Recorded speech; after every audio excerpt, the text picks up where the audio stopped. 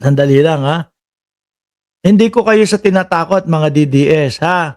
Pero ang susunod natin eto daw paglabas ng warrant ni Marcoleta.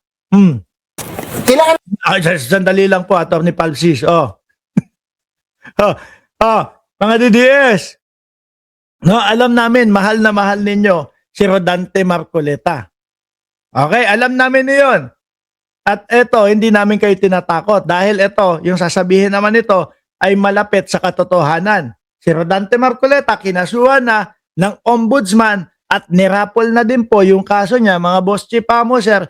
Ngayon, ano ang kasunod nun? Warrant of arrest naman daw. No? At mukhang bukas, base doon sa pinag-uusapan, mukhang bukas, maguguluhan tayo. Bakit? Biruin mo, 2:00 ng katanghalian, naka-live tayo dito sa channel na ito, ilalive natin yung impeachment. Tapos biglang papasok yung mga NBI, aarestuhin si Marcoleta doon sa loob ng Senado. Ay, putek na, sabog ang social media ni Mark Ramos. No, yung viewers talaga magkakanda, yan, mahihilo tayo kung ano yung uunahin natin i-vlog. Uunahin ba nating i-vlog yung siyempre susundan ng mga reporter, susundan ng mga mamamahayag. Kagaya nung kay Jinggoy, sinundan hanggang doon sa kulungan si Marcoleta. Or mag-i-stay tayo doon sa impeachment ng Vice Presidente. Litong-lito tayo nun, mga kababayan, ano? Pero ang sabi naman daw, posible namang maiwasan yung pagkagulo. Siguro i-organize.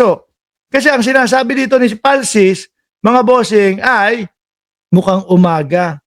Umaga na lang daw po i-serve ang warrant ni Marcoleta. Sandali, hindi ko pa piniplay. Ang dami ko na sinabi.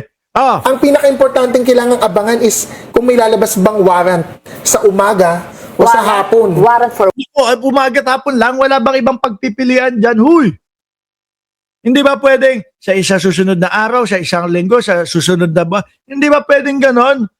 Mga DDS, tinatakot kayo. Kung may lalabas ba daw warrant of arrest kay Marcoleta, umaga, hapon lang ang pagpipilian. Pag umaga, Atty. Palsis, pag umaga, paano pag umaga? Warrant of arrest kay Senator Marcoleta. Ay. Kasi 2 p.m. ang impeachment trial. Okay. 2:00. Kapag siyempre, sasalang na si Rodante Marcoleta. Tapos biglang papasok yung NBI. Tatuloy siya. Okay. Kailangan na nating tahiin lahat. Kasi nagkabulbul na talaga eh. Lahat yan, yung plunder ni Marcoleta, itong impeachment trial, tahi-tahi yan.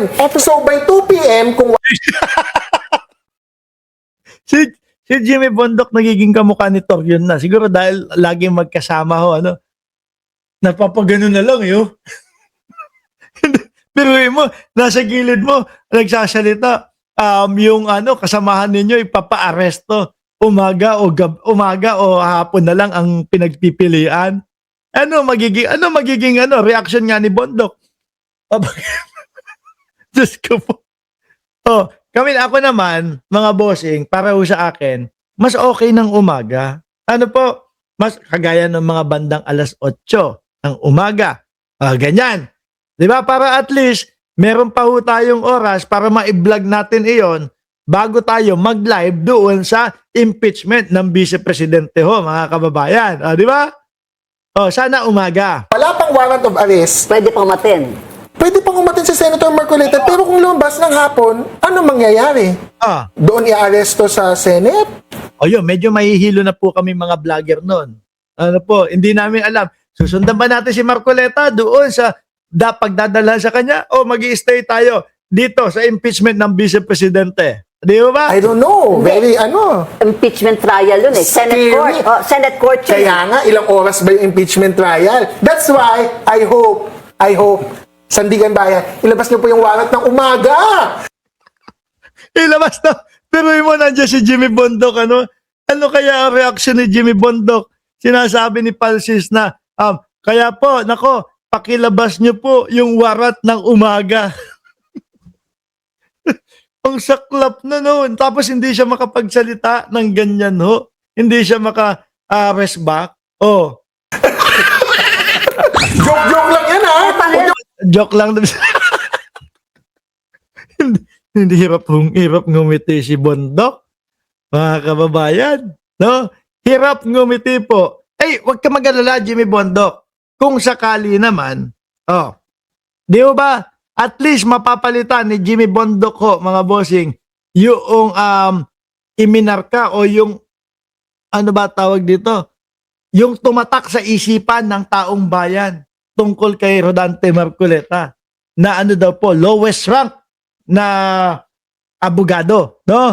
At least kapag kayan, si Marcoleta na isok pa, napasok sa loob, mamamana mo, Jimmy Bondok, yung titulo ni Rodante Marcoleta. Di ba? Biruin mo, ikaw ba naman makarinig ka kay Jimmy Bondok na kami po, mga abogado, pwede po kami tumanggap ng warrant of arrest. Diyos ko po, Lord. Di ba? Meron siyang mamamana. Siguro mixed emotion po si Jimmy Bondok nun, mga kababayan. Ay, napasok na si Marcoleta, ang lungkot naman. No? Pero, masaya naman. At least, may minana kay Marcoleta. Di ba? Ngayon, mga kababayan, Freddy Asidera, shout out po sa inyo. Ngayon, no, mga bossing, example, natuloy nga, napasok nga sa oblo, mga kababayan. No? Si Kadante. Ngayon, meron tinatanong dito, grabe kayo, hindi ko alam kung saan nyo kinukuha yung mga katanungan ninyo. No? Ngayon, may mga katanungan daw ho dito. No? Siguro yung mga DDS, concern sila kay Rodante Marcoleta. Sabi, alam ko yung Edward Chico na lawyer, tama ba ako DDS siya? Ano? Pero even though siya ay DDS, gusto kong magkomento din ito no? May mga nagtatanong daw, no? Not sure ako kung DDS siya o kakamping or whatever, ha? May nagtatanong daw po, no? May nagtatanong talaga sa akin, kung bawal ba ang wig sa mugshot? Ano po? Grabe na. Ang dami naman itatanong kung bakit yung wig pa ang naitanong. May nagtatanong talaga sa akin kung bawal ba ang wig sa mugshot daw po. Siyempre, pagkukuhanan ka, di ba? Kailangan kitang-kita yung pagmumukha mo dyan. Di ba? Kailangan yung buong hulma ng mukha mo, yung pagkakakilanlan mo, kitang-kita. Sagutin daw ng seryoso, ha? Base sa PNP standard, no, operating procedures on the booking of arrested suspects, no, ang purpose ng mugshot ay